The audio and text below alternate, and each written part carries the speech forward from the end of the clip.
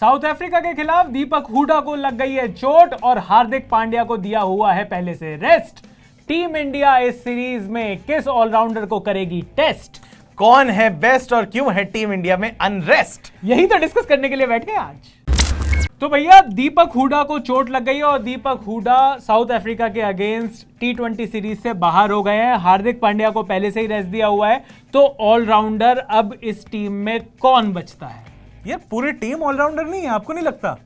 ये ना एक आप सिलेक्टर जैसी बातें मत किया यार देखिए आप ना यार वो क्या कहते हैं लोग कमेंट्स में नीचे आके यार बड़ी हम लोग ना नेगेटिव बातें करते हैं। ऑप्टिमिज्म के साथ चलना चाहिए। तो ऑप्टिमिज्म क्या है कि मैं केएल राहुल से ओवर फेंकवा लूं क्योंकि बैट्स से तो रन बना नहीं रहे हैं वो। देखिए यही तो आपकी प्रॉब्लम है। ऑलराउंडर को आप मानते हैं बस कि जब बॉलिंग और बैटिंग एक साथ कर ले बस यही ऑलराउंडर होते हैं। केएल राहुल को देखिए आप, वो बैटिंग भी कर लेते हैं, वो फील्डिंग भी कर लेते हैं और वो विकेट कीपिंग भी कर लेते हैं। क्या ये ऑलराउंडर नहीं होता है? अरे कर लेते हैं और करेंगे, इसमें बहुत अंतर है। और समझ में ये नहीं आ रहा कि जो टीम इंडिया के टॉप 5 टॉप 6 हैं, अगर दीपक हुडा भी वहां पर नहीं है और हार्दिक पांड्या भी वहां पर नहीं है तो अक्षर पटेल के साथ जो आप एक प्लेइंग 11 बनाओगे फिर से उसमें 5 बॉलिंग ऑप्शंस रह जाएंगे। और ये वो ही गलती है, ये वो ही कमी है जिस वजह से पिछले साल हम T20 वर्ल्ड कप से बाहर हुए और इस बार भी 1 साल तक एक्सपेरिमेंट करने के बावजूद भी हमारा जो सॉल्यूशन है वो है नील बटे सन्नाटा। लेकिन रविंद्र जडेजा भी अपने आप में ऑलराउंडर है। फिलहाल वो नहीं है, अक्षर पटेल आए हैं,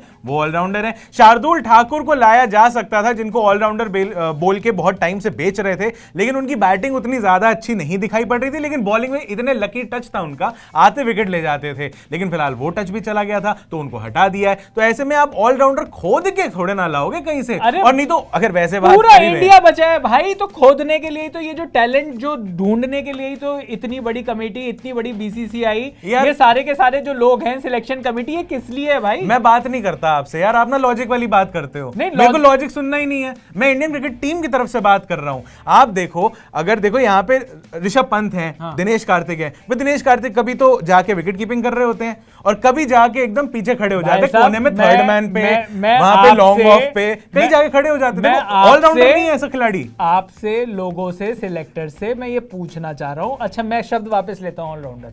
भैया छठा बॉलिंग ऑप्शन आपके पास क्या है? विराट कोहली। विराट कोहली को भी हमने नेट्स में देखा है बॉलिंग करते हुए। क्या आप उन्हें ऑलराउंडर नहीं कहेंगे? या कोहली को ऑलराउंडर अनुष्का शर्मा भी नहीं कह रही है आजकल। क्या बात कर रहे हो? हाँ। ये कहां से आ रही है? कौन सा सूत्र बता रही है खबरें? मैं आपको ये बता रहा हूं कि वो सिर्फ और सिर्फ प्रैक्टिस सेशन में बॉलिंग करने के लिए ठीक है, पर अगर आपको एक जेन्युइन 6 बॉलिंग ऑप्शन चाहिए तो वो टीम इंडिया के पास नहीं है। और शायद इसी वजह से दीपक हुडा बाहर हुए हैं। शहबाज अहमद को टीम में लाया गया है, पर मुझे नहीं लगता कि शहबाज अहमद को मौका भी मिलेगा क्योंकि वो तो आपकी स्कीम ऑफ थिंग्स में कभी थे ही नहीं। तो मेरा ये पूछना है लोगों से कि अगर टीम इंडिया को एक बॉलिंग ऑलराउंडर चाहिए था, एक ऐसा ऑलराउंडर, एक हार्दिक पांड्या का एक रिप्लेसमेंट चाहिए था। पहली बात तो आपने हार्दिक पांड्या का रिप्लेसमेंट बनाया दीपक हुडा को क्योंकि वो एक आध ओवर फेंक लेते हैं, लेकिन वो भी तो नहीं देते हैं। और वो देते नहीं हो आप, तो वो लॉजिक अपने आप में गलत है। वेंकटेश अय्यर को पिछले साल आपने ट्राई किया था, उनको आपने क्यों भुला दिया? जस्ट बिकॉज उनका आईपीएल 2022 खराब गया था, सिर्फ इस वजह से भुला दिया उनको? ऐसे तो कई प्लेयर्स हैं जिनका अच्छा गया उनको लिया नहीं, जिनका खराब हुआ उनको पट से निकाल दिया। आईपीएल 2021 में अच्छा खेले थे, उसके बाद जितने भी उनको मौके मिले टीम इंडिया में उसमें भी उनकी परफॉर्मेंस ठीक ठाक थी। तो एकदम से आउट ऑफ रेडार कैसे हो गए वेंकटेश अय्यर? ये मुझे समझ में नहीं आया। ऐसे कई प्लेयर्स हैं जो आउट ऑफ रेडार हो गए, आउट ऑफ वो क्या कहते हैं स्कीम ऑफ थिंग्स से बाहर चले गए हैं। मैं बट एक जेन्युइनली क्वेश्चन भी पूछना चाहता हूं। रोहित शर्मा जो आईपीएल में या डोमेस्टिक में हमें बॉलिंग करते हुए दिख जाते हैं, क्यों उनको इस्तेमाल नहीं किया जा रहा है जब इतनी कमी पड़ रही है ऑलराउंडर्स की और बॉलर्स की? तो रोहित शर्मा का शायद ये कहना है, हैट्रिक वगैरह भी ले रखी है यार उन्होंने। हैट्रिक ले रखी है, 2 हैट्रिक है उनकी आईपीएल में। पर रोहित शर्मा का ये कहना है कि भाई बॉलिंग करते हुए मतलब खिंचाव विचाव आ सकता है, तो वो इस चीज को अवॉइड करते हैं। मुझे ऐसा क्या कह रहे थे? शोएब अख्तर जितना रनअप है उनका? नहीं रनअप इतना नहीं है, पर मतलब मेरे ख्याल से वो मतलब बैटिंग में इंजरी ना हो जाए इस वजह से वो बॉलिंग नहीं कर रहे हैं और काफी टाइम से नहीं कर रहे हैं। तो रोहित शर्मा से तो हमें उम्मीद भी नहीं है।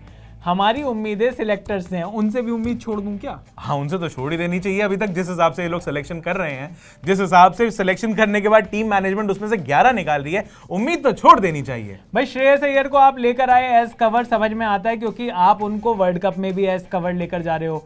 दीपक चाहर ऑलरेडी इस टीम में होंगे क्योंकि भुवनेश्वर कुमार ये वाली सीरीज से आपने रेस्ट दिया हुआ है। तो अब आपके पास जो प्लेइंग 11 आप बनाओगे साउथ अफ्रीका के अगेंस्ट, उसमें आप छठा बॉलिंग ऑप्शन कहां से लेकर आओगे, ये मेरा सवाल है। अगर आपके पास इस चीज का जवाब है तो आप दे दो, आपके पास जवाब है तो आप दे दो। नहीं, मेरे हिसाब से तो देखो कोई ना कोई बॉलिंग कर ही लेगा। दिनेश कार्तिक को हमने एशिया कप में बॉलिंग करते हुए देखा था, एक ओवर उन्होंने डाला था, बहुत बुरी तरीके से पहले गए थे, लेकिन ऑप्शन मांग रहे हो ना आप, दे दिया मैंने ऑप्शन। और बताइए, ऑप्शन तो ऑलरेडी हमारे पास टीम में है, हर्षल पटेल तो है, खेल रहे हैं। अच्छा, भुवनेश्वर भी खेल रहे हैं? नहीं, भुवनेश्वर को तो अच्छा चलो ठीक है, फिटनेस से याद बस एकदम आ गया था। लेकिन तो जिस समय टीम इंडिया के जो 5 बॉलर्स हैं, जब उन पर डिपेंडेंट है टीम इंडिया और वो ही मतलब अच्छी परफॉर्मेंस उनकी नहीं आ रही है, स्लॉग ओवर्स में लगातार पिटाई हो रही है। हर्षल पटेल अपने करियर में इतने छक्के खा चुके हैं, मतलब इस साल ही इतने छक्के खा चुके हैं जितने छक्के तो बुमराह को अपने पूरे करियर में नहीं पड़े हैं। तो और बुमराह भी इंजरी के बाद आ रहे हैं, पिछले मैच में उनकी भी 50 थी, मतलब उन्होंने भी अपने करियर की वर्स्ट फिगर्स उन्होंने रिसीव करी है उस मैच में। तो जिस टाइम पर टीम इंडिया का बॉलिंग अटैक बहुत ऑफ लग रहा है, वहां पर जो मेन बॉलर्स हैं वो ऑफ हैं। युजवेंद्र चहल अपनी बिल्कुल खराब फॉर्म से जूझ रहे हैं। तो ऐसे में जब आपके जो मेन बॉलर्स हैं, आपको उन पर भरोसा नहीं हो रहा कि वो 4 ओवर पूरे ढंग से डाल पाएंगे, ऐसे में आपको जरूरत थी कि भाई आप और बॉलिंग ऑप्शंस के साथ जाते, आपके पास कम से कम ऑप्शंस तो हों। जब आपके पास ऑप्शन ही नहीं होंगे तो आपको इनको कहना पड़ेगा कि भाई 4 ओवर डालो अपने अपने। हाँ। और फिर तो उसके बाद फिर आप देखो कि क्या स्कोर बनकर आएगा। ऑप्शन तो देखो, हम लोग पहले मतलब कई बार डिस्कस कर ऑस्ट्रेलिया और चुके हैं। इंग्लैंड जैसी टीम, ये सारी की सारी टीम्स के पास इतने सारे ऑप्शंस हैं। ऑस्ट्रेलिया 3 T20 खेली, उन्होंने 6 बॉलिंग ऑप्शन से काम किया, जबकि उन्होंने मैक्सवेल से 1 ओवर नहीं करवाया। हाँ, मैक्सवेल से 1 ओवर नहीं कराया। कैमरन ग्रीन आके वो जो पहले ओपनिंग करने आता है वहां पे ठोक के जाता है, फिर बॉलिंग करने आता है, किसी से खेल ही नहीं जाती क्योंकि 6 फुट 9 इंच का आदमी है यार वो। तो इंग्लैंड और ऑस्ट्रेलिया ने जो कोड क्रैक कर लिया है, जो इतने टाइम से वो लोग जिस तरीके की टीम बना रहे हैं T20 में, ये 2008 से हमारा IPL चल रहा है, 2022 का IPL खत्म हो चुका है इस साल। मतलब इतने सालों में हम अभी तक एक फॉर्मेट, एक प्लेइंग 11, हमें किस तरीके के स्पेशलिस्ट प्लेयर्स चाहिए वो हमें पता नहीं चलेगा अभी तक। पता नहीं, स्पेशलिस्ट के नाम पे मेरे ख्याल से हमने सिर्फ विकेट कीपर प्रोड्यूस करे हैं कि हमारे पास संजू सैमसन भी बैठे हैं, हमारे पास ईशान किशन भी बैठे हैं, हाँ, और बैकअप के तौर पे KL राहुल तो बैठे ही बैठे हैं। साथ में अगर जरूरत पड़ गई अभी भी तो रिद्धिमान साहा भी वेट ही कर रहे हैं, और टीम में ऑलरेडी 2 विकेट कीपर हैं। तो मतलब ये सारे के सारे तो आपने बाहर वाले गिना दिए, अंदर ऑलरेडी 2 चल रहे हैं। हाँ वही ना। तो मतलब यहाँ पर एक चीज तो चलो कम से कम वो हो गई कि वो नयन मोंगिया वाला जो दौर था वो तो आपने खत्म कर दिया कि वो वाला दौर खत्म हो गया कि विकेट कीपर को सिर्फ विकेट कीपिंग करनी आती है, बैटिंग करनी नहीं आती। तो वो वाली चीज तो खत्म हो गई। ये ऑलराउंडर की समस्या का क्या हल है? हमारे पास तो कोई हल नहीं है। आपको क्या लगता है कि 6th bowling option team India को किसको एक्सप्लोर करना चाहिए? कौन ऐसे खिलाड़ी हैं जिन पर BCCI को ध्यान देना चाहिए, और किन खिलाड़ियों को अभी भी ट्राई किया जा सकता था जिनको कंप्लीटली इग्नोर कर रखा है सिलेक्शन कमेटी ने? जो भी हो आपका जवाब कमेंट सेक्शन में बताइए।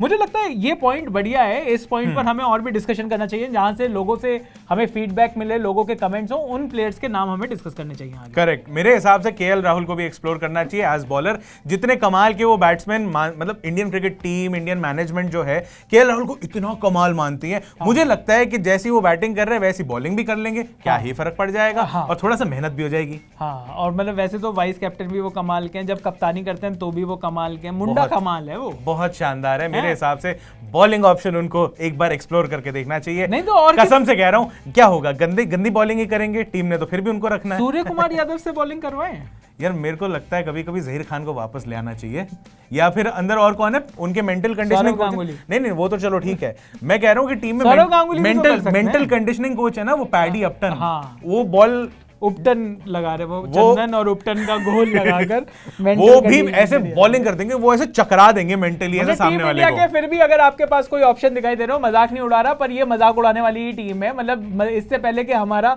ऑस्ट्रेलिया जाकर मजाक उड़े, उससे पहले मुझे लगता है कि यहाँ पर हमें सोच लेना चाहिए, टीम इंडिया को सोच लेना चाहिए, सिलेक्शन कमेटी को भी सोच लेना चाहिए कि क्या और ऑप्शंस अच्छे हो सकते थे यहाँ पर।